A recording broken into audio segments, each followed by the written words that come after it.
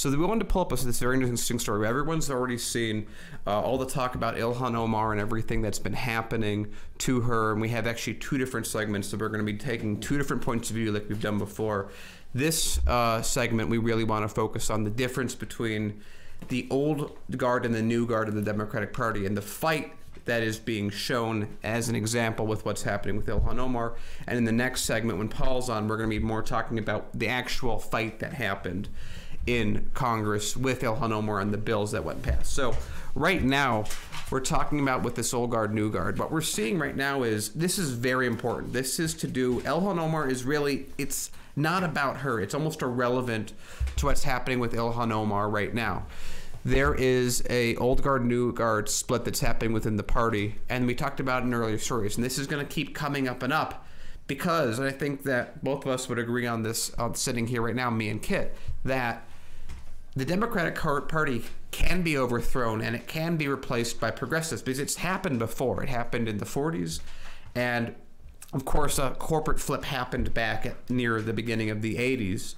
But right now, Ilhan Omar is just this pawn in this giant, bigger scheme, where what's happening is the old guard is realizing that their power is in danger. They are realizing that what they are doing, they're not getting away with what they used to, and they can't just buddy up with the Republicans and expect nothing to happen. That's not the case anymore.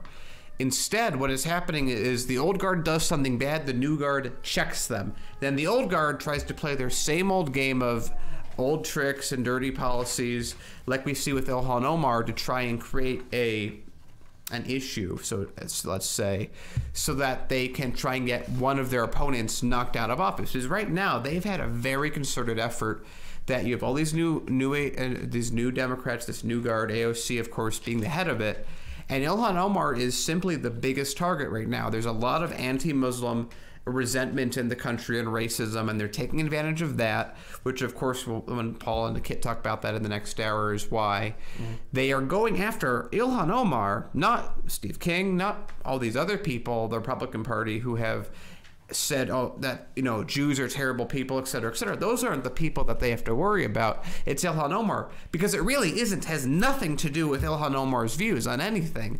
What this is people in the old party losing power, people in the new party gaining it back, and controlling the narrative in a way that they've never had to deal with before. So they're trying to wipe them out, and they're going step by step. If they can take out Ilhan Omar, they can take out someone else. Right. So right now we're in this battle between these guards of who really is in control of the Democratic Party.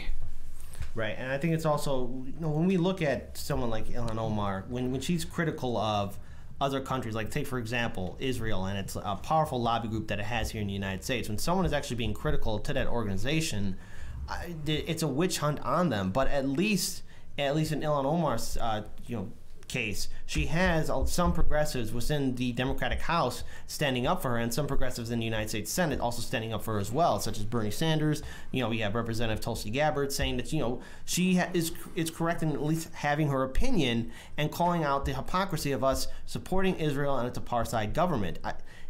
It's important that we look at where our money goes in regards to how we have a relationship with our allies and what that money is done. That's United States taxpayer money.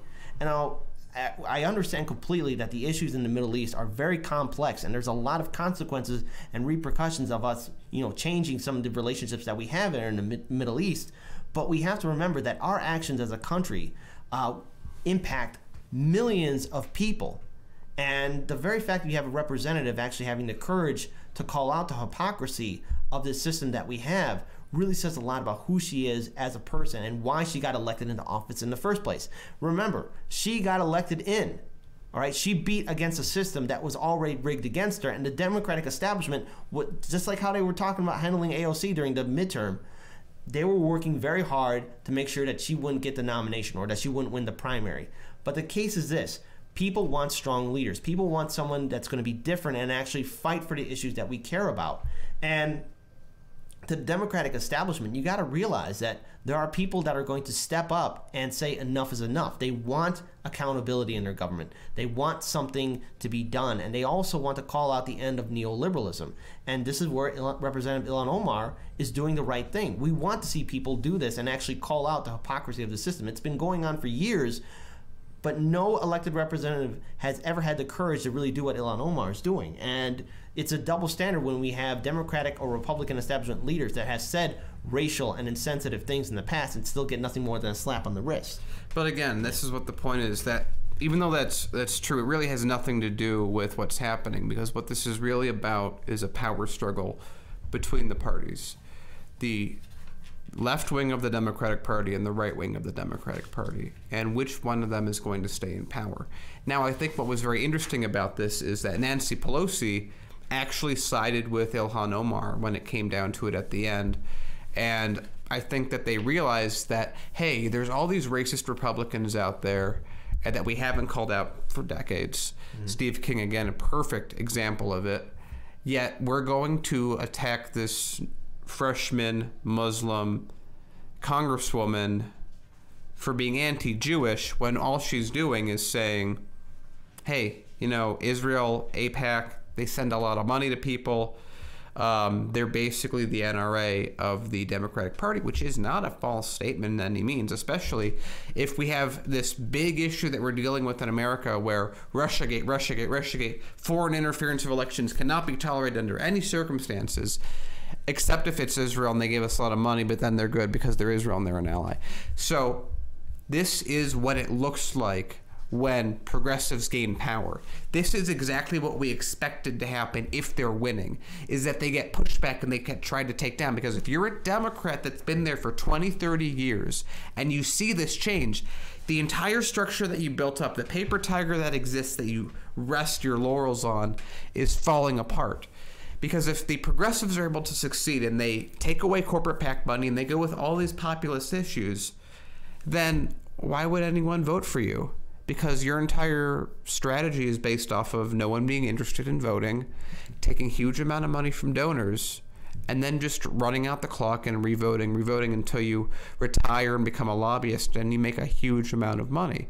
And these new progressive Democrats are hurting that. They're making it more difficult every single day with their annoying policies and their proposals and their anti-corruption bills. This is what victory looks like. It is them having to fight a fight that they've not had to do before. But there's also another thing, too, that we could take away is that Ilhan Omar, you know what else she's been recently doing? This is a huge shout out to one of our viewers right now. Matthew, thank you for commenting on how she's calling out the hypocrisy of President Barack Obama.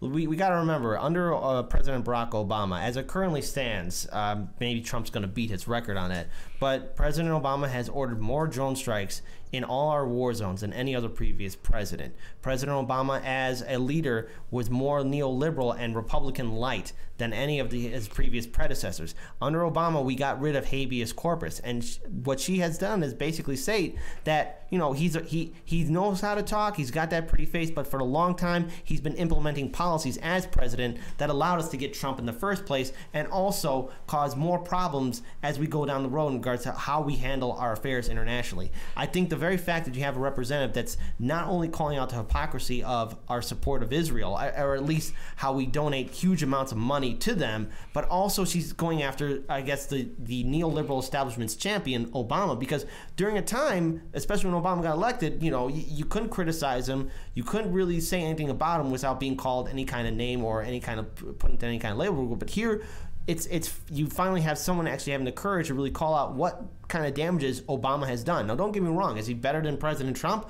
Probably, but he has created a system during his administration that has zero lack of accountability.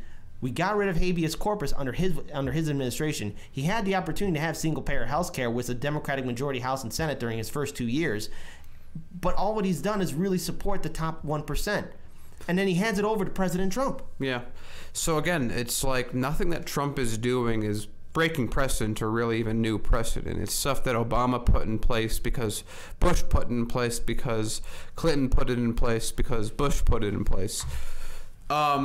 this is, like I said before, these are natural outcomes to natural inputs. Right. You have a system that's been happening for the last 40 years of money in politics, corporate Democrats gaining power under a certain strategy, done a certain way, and we're in an era where it's just not popular anymore and it's falling apart. And the media is used to controlling this narrative completely. And now they can't. They tried to silence Bernie Sanders, and if there was no social media, many of us would have probably not ever really heard of Bernie Sanders. But that's not the case. We did, because the corporate media does not have that control anymore. So what we're seeing, in a bigger picture sense, that just is shown by this single act that you're going to see repeat, and you'll see the exact same warning signs all the way through. It'll be the exact same all the way through, is when the corporate media fights back like this, when the Democrats fight back like this, corporate media, of course, fighting back by only publishing, Ilhan Omar is an anti-Semite, and is an anti-Semite every day, she's an anti-Semite. Which is not true. But if they didn't do that, and they actually had to talk about it, it might not be in their favor, so they have to simplify it. Right. And then the Democrats, of course, use it because normally if you do that anti-Semitic attack, what'll happen is the Democrat you accuse will see everyone's against them and just be like, I'm so sorry, please forgive me, I will do anything, I'm so sorry, I did not mean that. But Ilhan Omar is not doing that. No. Instead, as Kit mentioned, she went further and said, not only is this entire thing happening with Israel, but Obama, and she's doing that as well, because she is not scared of losing her donors. She is serving her populace that elected her to office. And again, just like we said before, if who she's representing doesn't like what she's saying, then she'll get voted out. Right. But it seems very clear that the community that elected her wanted this kind of talk from her. So the media, Democrats, can fight it as much as they want. All they're doing is showing how they're wrong, and it's allowing people like us and other channels to point it out even clearer. And with a support rating of 10% of the people supporting mainstream media as being truthful, what's going to happen now? Well, here's something we got to take away from this, is that also remember, look at how the establishment is also talking about Ilhan Omar or AOC. They're already in the talks of doing a primary for them when they run for office. See, the establishment is afraid of people like them because they're able to break away from the control of Wall Street and the big banks. For some reason, the establishment still can't figure out the fact that, well, how did AOC get elected? How did Ilhan Omar get elected? Well, it's because they weren't running that same dull politician that we've always seen, where they talk like perfect and they're prim and proper and there's nothing wrong with them. They can't do anything wrong. No, they're speaking about real issues and about real policies that we want to see get done. And we also want to really call out our involvement in overseas. Look, we're already in 8 to 12 different war zones right now at this time being, and no one's really addressing the fact that we have money for this military-industrial complex. We have money to give to Israel and for its defense budget. We have money and relationships with Saudi Arabia, but no one's really talking about the consequences and repercussions that come from that. And so it's very good that we see someone like Ilhan Omar speak, because you know what it'll do? It will inspire others to get actively involved, and that's something that we want to see. And I, for one, say that the way that the media has been attacking her is ridiculous, because they're just trying to run on fear and trying to make people hate on somebody without us actually actively having a conversation. Why are these policies in place? Why are these deals in place? And what are the dangers of us continuing on with these policies? Because sooner or later, it will come back to haunt us.